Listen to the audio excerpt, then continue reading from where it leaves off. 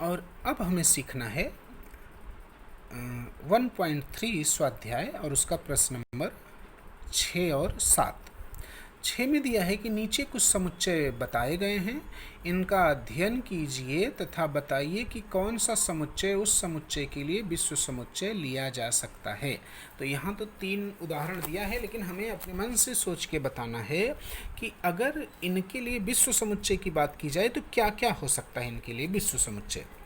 सबसे पहला लिखा है a बराबर 5 की गुणज संख्याओं का समुच्चय, b बराबर 7 के पहाड़े की संख्याओं का समुच्चय और c बराबर 12 की गुणज संख्याओं का समुच्चय। तो पहले तो इन सबको सूची पद्धति में लिखेंगे। सबसे पहले a दिया है 5 की गुणज संख्याओं का समुच्चय। 5 की गुणज मतलब 5 के पहाड़े, और 5 के पहाड़े में 5, 10, 15, 20 और 25 डॉट डॉट डॉट, क्योंकि आगे ये तो बढ़ता ही जाएगा। फिर दूसरा है 7 के पहाड़े की संख्याओं का समुच्चय, जिसका नाम है b। तो 7 के पहाड़े में कौन सी संख्या, 7, 14, 21, 28 डॉट डॉट डॉट, इस तरह से आगे अनंत तक। और फिर तीसरा दिया है 12 की गुणज संख्या, गुणज मतलब पहाड़े की संख्या, तो 12 की गुणज संख्याओं का समुच्चय c बराबर 12, 24, 36, 48, ऐसे आगे अनंत तक होगा। अब अगर इन तीनों संख्याओं को देखिए तो ये अनंत तक हैं। इनमें जो प्राकृतिक संख्या होती है n, और फिर दूसरी जो पूर्ण संख्या होती है w, और तीसरी एक संख्या हम इंटीजर या पूर्णांक संख्या पढ़े हैं, तो ये जो n, w और i है, इनमें से किसी को भी ले लिया जाए तो वह इनके लिए विश्व समुच्चय हो सकता है। क्यों?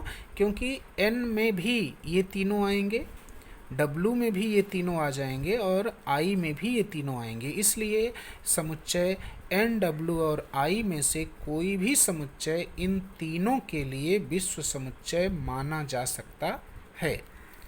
और सेम इसी तरह से इसी में दूसरा प्रश्न दिया है p बराबर 4 की गुणज पूर्णांक संख्याओं का समुच्चय और t बराबर सभी समवर्ग संख्याओं का समुच्चय। तो पहले इन दोनों को सूची पद्धति में लिखेंगे। तो p है 4 की गुणज पूर्णांक संख्याओं का समुच्चय, तो 4 की गुणज मतलब 4 का पहाड़ा एक तरह से, तो p बराबर 4, 8, 12, 16, आगे इस तरह से अनंत तक। फिर है सभी समवर्ग संख्याओं का समुच्चय, तो सम संख्याओं का वर्ग लेना है। सम संख्या 2, 4, 6, 8, लेकिन उनका वर्ग, जैसे पहले 2 का वर्ग 4, फिर 2 के बाद 4 आता है तो 4 का वर्ग 16, अगली सम संख्या 6, 6 का 36, अगली सम संख्या 8, 8 का 64, तो 4, 16, 36, 64, ऐसे आगे अनंत तक लेना है। तो यहाँ भी आप देखिए ये सभी जो अंक हैं ये भी प्राकृतिक संख्या, पूर्ण संख्या और पूर्णांक संख्याओं के ही समुच्चय होते हैं। मतलब इनमें से किसी में भी लेंगे तो ये दोनों घटक जो हैं उसमें समाविष्ट होते हैं, इसलिए इन तीनों के लिए भी n, w और i जो है यह विश्व समुच्चय माना जा सकता है। और इसी में अब लास्ट प्रश्न 7वां भी दिया है। देखिए, कक्षा के सभी विद्यार्थियों के समुच्चय को विश्व समुच्चय मानते हैं। गणित में 50% या उससे अधिक अंक प्राप्त करने वाले विद्यार्थियों के समुच्चय को A मान लिया जाए तो A का पूरक। अब यहाँ प्रश्न में दिया है कि जो कक्षा के सभी विद्यार्थी हैं उसको तो विश्व समुच्चय माना जाए, और A क्या है, गणित में 50% या उससे अधिक अंक पाने वाले विद्यार्थियों का समुच्चय। तो पूरक क्या होता है, इनके अतिरिक्त जो U में होते हैं इसी को पूरक कहते हैं।